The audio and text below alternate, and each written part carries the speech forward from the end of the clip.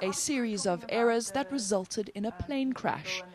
That's how Helen Zille describes the fact that the DA gave the Employment Equity Amendment Bill the thumbs up in Parliament. After initially voting in favour of the bill in the National Assembly, the DA has now made a U-turn. It says it'll now be pushing for changes while the bill is before the National Council of Provinces.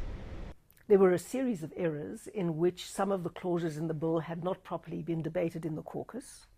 And when something goes wrong in the DA, I'm captain of this particular plane and I take responsibility. Former DA leader Tony Leon has criticised the party, saying it voted for the bill because it didn't want to be labelled as anti-transformation, a claim the DA refutes. Both Zille and DA spokesperson Musi Maimane also deny reports that the party is at odds over black economic empowerment. I think everyone in the DA agrees on the principle. Everyone accepts the fact that we have a historical legacy that is built on race, and so our objective is to try and redress that. When it comes to this particular bill more specifically, there are certain challenges with it that I think we haven't spoken enough about.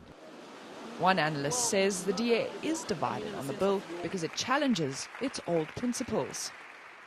Although we know that they're traditionally opposed to any sort of racialized policy or legislation, the Employment Equity Bill, which mixes common sense practicalities for South Africa's labour moving forward, but mixed with the racial element, has meant that the DA effectively does not know what to do.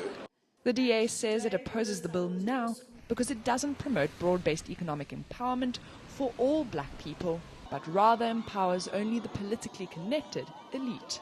Paula Charles, Cape Town.